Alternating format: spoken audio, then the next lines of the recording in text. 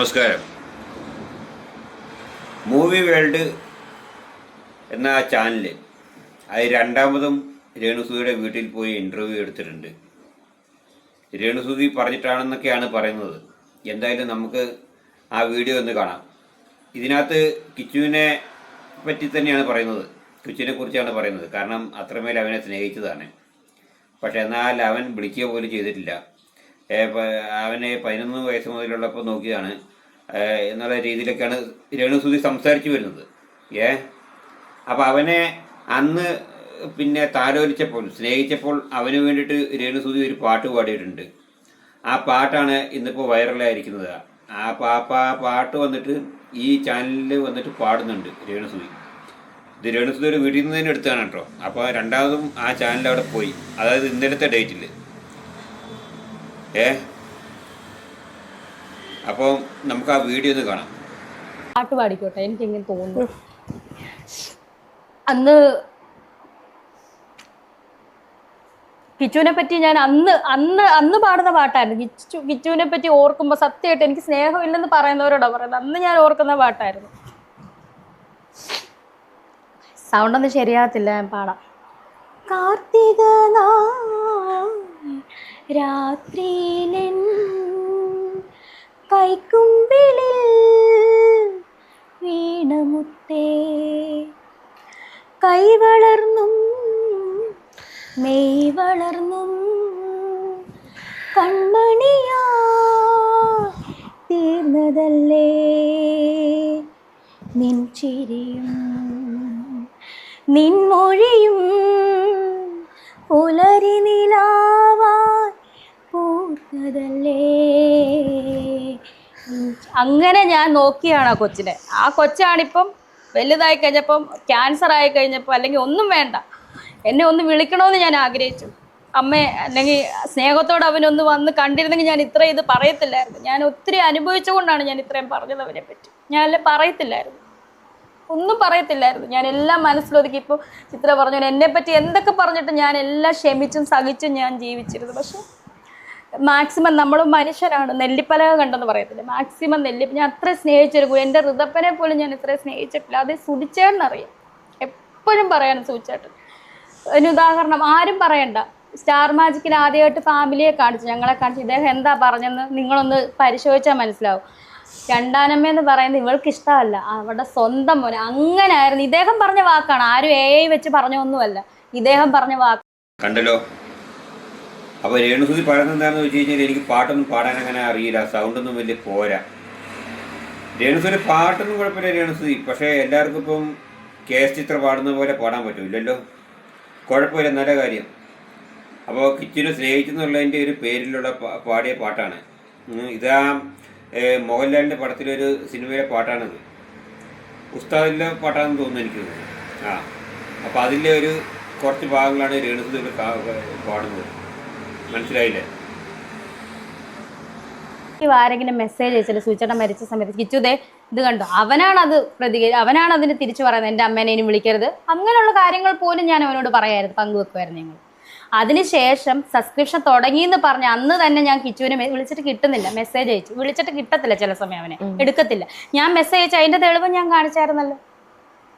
Message അയച്ചു കിച്ചു, ഞാൻ good, അല്ലെങ്കിൽ അവൻ അന്ന് അമ്മേ വേണ്ട, ഞാൻ ചെയ്യത്തില്ലായിരുന്നു. കിച്ചൂർ അമ്മ ഇത് വേണ്ട, ശരിയാ. ഇതെല്ലാം കഴിഞ്ഞ് പൈസയും മേടിച്ചു കഴിഞ്ഞ് ഈ പൈസ ഫസ്റ്റ് അയച്ചു കൊടുത്തപ്പോ, ഇപ്പൊ സബ്സ്ക്രിപ്ഷനിൽ നിന്ന് കിട്ടിയ ആ ഫസ്റ്റ് എമൗണ്ട് അയച്ചു കൊടുത്തപ്പോ എങ്ങനെയല്ല മോനെ അയച്ചു കൊടുക്കുന്നത്. അവൻ ചോദിക്കുന്ന സമയങ്ങളിൽ ഞാൻ ഓരോന്ന് എന്റെ അക്കൗണ്ടിൽ വരുന്ന കാശ് അനുസരിച്ച് ഞാൻ അയച്ചു കൊടുക്കുന്നു. അപ്പൊ അത് കഴിഞ്ഞ് കഴിഞ്ഞിട്ട് ഇതിനകത്ത് കിട്ടിയ ഒരു എമൗണ്ട് ആണെന്നും ബോധം ഉണ്ടാവുമല്ലോ കുട്ടിക്ക്. പിന്നെ ഉണ്ട്. അപ്പൊ പിന്നെ അന്നേരം എന്താ ഇത് വേണ്ടമ്മ, ഇത് ഇതിനകത്ത് കൂടി കിട്ടിയതല്ലേ എന്ന് പറയാത്തത്? അതാണ് ഞാൻ പറഞ്ഞത്.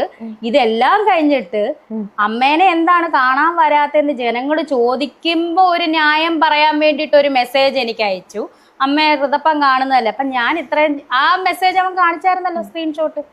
രണ്ടാമത് രേണുസുധി പറയുന്ന കാര്യം എന്താണെന്ന് വെച്ച് കഴിഞ്ഞാൽ സബ്സ്ക്രിപ്ഷൻ്റെ കാര്യമാണ്. ഈ സബ്സ്ക്രിപ്ഷൻ്റെ കാര്യം കിച്ചുവിനോട് പറഞ്ഞാണ്. അപ്പോൾ കിച്ചു ഇപ്പം ആവശ്യത്തിനുള്ള പണമൊക്കെ വാങ്ങിയതിന് ശേഷം കിച്ചുവിന് ആ സബ്സ്ക്രിപ്ഷൻ ഇഷ്ടപ്പെട്ടിട്ടില്ല എന്നുള്ളതാണ്. അപ്പോൾ അതിനെപ്പറ്റി ഞാനൊരു കാര്യം പറഞ്ഞു കഴിഞ്ഞാൽ, രേണുസുധി സബ്സ്ക്രിപ്ഷൻ തുടങ്ങിയ കാര്യം കിച്ചുവിനോട് പറഞ്ഞു. പക്ഷേ ഇത് ഈ രീതിയിലുള്ള സബ്സ്ക്രിപ്ഷനാണെന്നുള്ള അവനറിയത്തില്ലല്ലോ. അതുകൊണ്ട് മാത്രമാണ് അവൻ നിന്നത്. പിന്നെ പൈസയൊക്കെ വാങ്ങിയിട്ട് ഇപ്പം എന്നെ കുറ്റപ്പെടുത്തുവാണ്, എന്നെ വേണ്ട എന്നൊക്കെ ഉള്ള രീതിയിൽ പറഞ്ഞു കഴിഞ്ഞാൽ അതിന് നമുക്ക് മറുപടിയൊന്നുമില്ല. പിന്നെ അതുപോലെ തന്നെ പിന്നെ ആളുകൾ ചോദിക്കുന്നുണ്ട്. ആളുകൾ ചോദിക്കുമ്പോൾ ആളുകളുടെ മുന്നിൽ ഒരു ന്യായം പറയാനായിട്ട് കിച്ചു ഇങ്ങനെ പറഞ്ഞ് നിൽക്കുന്നതാണ്. അങ്ങനെയാണ് ഇങ്ങനെയാണെന്ന്. അപ്പോൾ രേണുസുതി ഈ സബ്സ്ക്രിപ്ഷൻ തുടങ്ങുമ്പോൾ മോനെ ഇന്ന സബ്സ്ക്രിപ്ഷനാണെന്നുള്ളത് പറഞ്ഞിട്ടില്ലല്ലോ. സബ്സ്ക്രിപ്ഷൻ തുടങ്ങിയത് കൊള്ളാൻ, നല്ല കാര്യം, ഗുഡ് എന്ന് അവൻ പറയുകയും ചെയ്തു. നിങ്ങൾ സബ്സ്ക്രിപ്ഷൻ തുടങ്ങിയതിന് ശേഷം ഇങ്ങനത്തെ സബ്സ്ക്രിപ്ഷനാണെന്നുള്ളതാണ് പിന്നെ അവൻ കാണുന്നത്. അപ്പോൾ നമുക്ക് അവനെ കുറ്റപ്പെടുത്താൻ പറ്റത്തില്ല രേണുസുതി. അപ്പം ആ വിഷയം വിട്, ബാക്കിയും കൂടി കേൾക്കാം. കിച്ചു. പിന്നെ ഋതുൽ ഇന്ന് ഇവിടെ ജനിച്ചതെങ്കിൽ അത് കിച്ചുവിൻ്റെ ആവശ്യപ്രകാരമായിരുന്നു. ഞാൻ അങ്ങനെ പറയുന്നതുകൊണ്ടൊന്നും ആർക്കും ബുദ്ധിമുട്ടൊന്നും തോന്നരുത്. സുധിച്ചേട്ടൻ എൻ്റെ ഭർത്താവിനോട് പറഞ്ഞാൽ നമുക്ക് കിച്ചു മാത്രം മതി, ഞാൻ സമ്മതിച്ചാണ്, വേറെ ആരും വേണ്ട. കാരണം കുഞ്ഞിന് വിഷമം. ആ സമയത്ത് എൻ്റെ വീട് അപ്പുവിൻ്റെ സിനിമയൊക്കെ ഞങ്ങൾ കാണാറുണ്ട്. അപ്പം ഞങ്ങൾക്ക് വിഷമമായി, ഇവന് വേറെ വിഷമിപ്പിക്കരുതെന്ന് ഓർത്ത്. പക്ഷെ കിച്ചു ഇങ്ങോട്ട് പറഞ്ഞു എനിക്കൊരു അനിയനെ വേണം, അതുകൊണ്ട് മാത്രമാണ് ഋതുൽ ഇന്ന് ഇവിടെ ജനിച്ചേക്കുന്നത്. അപ്പം അവന് വേണ്ടിയിട്ട് എൻ്റെ ജീവിതം മുഴുവൻ ഞാൻ ഒഴിഞ്ഞു വെച്ചതാണ് അമ്മ എന്ന നിലയിൽ. ഒരു വാക്കുകൊണ്ടോ പ്രവൃത്തി കൊണ്ടോ ഞാൻ വേദനിപ്പിച്ചിട്ടില്ല അവനെ. എത്രയോ പേര് സ്വന്തം മക്കളെ കൊന്നു കുഴിച്ചു മൂടുന്നില്ലേ? ഇല്ലേ? കടലിലെറിഞ്ഞ് കൊല്ലുന്നില്ലേ സ്വന്തം മക്കളെ? ഞാനൊരു വാക്കുകൊണ്ടോ നോക്കുകൊണ്ടോ വേദനിപ്പിച്ചിട്ടില്ല. അങ്ങനെ വേദനിപ്പിച്ചെങ്കിൽ ആ കുട്ടി അന്നേ പോകത്തില്ലേ, ഈ വളർത്തിയോരുടെ അടുത്ത് പോകത്തില്ലേ? പിന്നെ എന്തിനാണ് സുധിച്ചേട്ടൻ ഈ എൻ്റെ ഭർത്താവ് തൊട്ടിയിട്ട് സ്റ്റേജിൻ്റെ പുറകിൽ ഒക്കെ ഈ കുഞ്ഞിനെ വളർത്തിയത്, നോക്കിയത്? പല ആർട്ടിസ്റ്റുകളും കുഞ്ഞിനെ നോക്കിയിട്ടുണ്ടെന്ന് അറിഞ്ഞത്. അന്നൊന്നും എനിക്കറിയത്തില്ല ഇവരെ. ഇത്രയും വളർത്തിയിരുന്നെങ്കിൽ ഇങ്ങനെ ചെയ്യുമായിരുന്നോ? സുധിച്ചേട്ടൻ ഈ വിഷമിച്ച് ഈ മനുഷ്യൻ ഈ പ്രോഗ്രാം ചെയ്യുമ്പോഴത്തേന് സ്റ്റേജിൻ്റെ പുറകിൽ എന്തുകൊണ്ട് കിടത്തി ചോദിക്കുന്നു ഞാൻ. അവർക്ക് വളർത്താൻ മേലായിരുന്നോ? പൊന്നുപോലെ വളർത്തിയിരുന്നെങ്കിൽ. രേണുസുതി പറയുന്നത് എന്താണെന്ന് വെച്ചാൽ ഋതപ്പൻ്റെ കാര്യമാണ്. ഋതപ്പൻ ഇപ്പം ഈ കൊല്ലംസുതിയുടെ തറവാട്ടിൽ അല്ല, കൊല്ലംസുതിയുടെയും എൻ്റെ മകനായിട്ട് ജനിക്കാൻ കാരണം അത് കിച്ചു പറഞ്ഞതിൻ്റെ പേരിലാണ്. കിച്ചു പറഞ്ഞ് എനിക്കൊരു അനിയനെ വേണം, അതിൻ്റെ പേരിലാണ് ഋതപ്പൻ ജനിച്ചെന്നാണ് പറയുന്നത്. അതൊക്കെ എന്തൊരു വിഡിതരാണ് ഈ പറയുന്നത്. ഇപ്പോൾ ജനിക്കാനിപ്പോൾ കിച്ചു പറഞ്ഞോളണമെന്നുണ്ടോ? അങ്ങനെയാണോ ഇപ്പോൾ എല്ലാ വീടുകളിലും കുട്ടികൾ ജനിക്കുന്നത്? അങ്ങനെയാണോ? രേണുസുതി പ്രഗ്നൻ്റായി, രേണുസുതി ഋതപ്പനെ പ്രസവിച്ചു, അതാണ് സത്യാവസ്ഥ. പിന്നെ കിച്ചു എനിക്കൊരു അനിയനെ വേണം എന്ന് പറഞ്ഞപ്പം അവനൊരു അനിയനെ സ്നേഹിക്കണം എന്നുള്ളൊരു ആഗ്രഹമുണ്ട്, അതുകൊണ്ട് അവൻ പറഞ്ഞു. അപ്പം ഇപ്പോൾ കിച്ചുവാണ് അതിൻ്റെ കാരണം എന്നാണ് പറയുന്നത്. എന്തോ ആയിക്കോട്ടെ, കുഴപ്പമൊന്നുമില്ല, വളരെ നല്ല കാര്യമാണ്. ഓക്കെ, നിങ്ങൾക്ക് ഷഫീന ബീവിയുടെ ചാനലിൽ വന്ന ഒരു വോയിസ് കേൾക്കാം. അതായത് ഇൻ്റർവ്യൂ നടത്തിയ അന്ന് രേണുസുതി ഇവരെ വിളിച്ചു വരുത്തിയിട്ടാണ് ഈ ചാനലുകാർ അവിടെ പോയതെന്നാണ് പറഞ്ഞിട്ടാണ് ഒരു വോയിസ് മെസ്സേജ് വന്നിരിക്കുന്നത്. അത് ഒരു സ്ത്രീ വിളിച്ച് ചോദിക്കുകയാണ്, ഫോണിൽ വിളിച്ച് ചോദിക്കുന്നുണ്ട്. ഈ സ്ത്രീയുടെ ശബ്ദത്തിന് മുൻപ് എവിടെയോ കേട്ട ഒരു പരിചയമുണ്ട്. എവിടെയാണെന്നുള്ളത് ഞാൻ പറയത്തില്ല, ആ സ്ത്രീ തന്നെയാണ് ഈ സ്ത്രീ എന്ന് എനിക്ക് തോന്നുന്നു. എന്തായാലും നമുക്ക് ആ വോയിസ് ക്ലിപ്പ് ഒന്ന് കേൾക്കാം. അത് ഷഫീന ബീവി വിട്ടതാണ് കേട്ടോ. അപ്പോൾ ഇതിനിപ്പോൾ രേണുസുതി ഇനിയിപ്പോൾ AI ആണെന്ന് പറഞ്ഞതൊന്നും ഞാൻ വിശ്വസിക്കത്തില്ല. കാരണം എന്താണെന്ന് വെച്ച് കഴിഞ്ഞാൽ ഇപ്പം ഒരു നിരവധി ചാനലുകളിൽ, യൂട്യൂബ് ചാനലിൽ ഈ വോയിസ് ക്ലിപ്പ് വന്നിട്ടുണ്ട്. ഓക്കെ, അപ്പോൾ ആ വോയിസ് ക്ലിപ്പ് ഒന്ന് കേൾക്കാം. ഹലോ, ഇത് ചാനലല്ലേ? മൂവി? അതെ. ഞാനൊരു കാര്യം ചോദിക്കാൻ വേണ്ടി വിളിച്ചതാണേ. സാർ ഒന്നും വിചാരിക്കരുതേ. ഇപ്പൊ ഒരു നമ്മുടെ രേണുസുതിനെ ഇന്റർവ്യൂ ചെയ്തത് നിങ്ങളായിരുന്നോ? നമ്മുടെ ചാനലിൽ വന്നു. അതെ. പിന്നെ അത് നിങ്ങള് അങ്ങോട്ട് പോയിട്ട് ഇന്റർവ്യൂ ചെയ്താണോ? ഞാൻ ഒന്നും വിചാരിക്കില്ലട്ടോ സാറേ. അങ്ങനെ എന്തിനാണ് ആ കൊച്ചിനെ വീണ്ടും അതിലേക്ക് വലിച്ചിടുന്നേ ആവശ്യമില്ലാതെ? നിങ്ങൾക്ക് എന്തെങ്കിലും ചോദിക്കാനുണ്ടെങ്കിൽ നിങ്ങൾ അത് ചോദിച്ചിട്ട് മാറുകയല്ലേ ചെയ്യണ്ടേ? ഇല്ല, അവർക്ക് ചികിത്സക്ക് പൈസ ഇല്ല എന്ന് പറഞ്ഞ് ഇങ്ങോട്ട് വിളിച്ചുകൊണ്ട് നമ്മൾ പോയത്. അല്ല സാർ, അത് മോശമല്ലേ, പാവല്ലേ? നമുക്ക് വീട്ടിൽ അവർക്ക് പൈസ നമ്മൾ കൊടുത്തിട്ടാണ് എടുത്തേക്കുന്നത്. അത് അറിയാം, അത് നമുക്കെല്ലാം അറിയാം. നിങ്ങൾക്ക് അവരിങ്ങോട്ട് വിളിച്ചുകൊണ്ടാണ് നമ്മൾ പോയത്. അതെ, പക്ഷെ നമുക്ക് അവരോടുള്ള ചോദ്യം മാത്രം ചോദിക്കുക. എന്തിനാണ് ഈ കൊച്ചിനെ ഒരു അമ്മയും അച്ഛനും ഇല്ലാത്തൊരു കൊച്ചു? കൂടുതൽ ഞാൻ പുറത്തു വിടുന്നില്ല. അപ്പോൾ രേണുസുതി തന്നെ വിളിച്ചു വരുത്തുകയല്ലേ. അപ്പം എനിക്ക് ഇനിയിപ്പോൾ ഇതിലൊരു കാര്യം പറയാനുള്ളത് എന്താണെന്ന് വെച്ച് കഴിഞ്ഞാൽ, കഴിഞ്ഞ ഇൻ്റർവ്യൂവിൽ ഞാൻ പറയാൻ വിട്ട ഒരു കാര്യമാണ്. രേണുസുതിയോട് ഈ ആങ്കർ ഇങ്ങനെ ചോദിക്കുന്നുണ്ട്, ഒരു വ്ളോഗറുടെ ഫോട്ടോ തമ്പനയിൽ വെച്ചിട്ട്. അപ്പോൾ രേണുസുതിക്ക് ചുട്ടൊരു മറുപടി കൊടുക്കുമായിരുന്നു.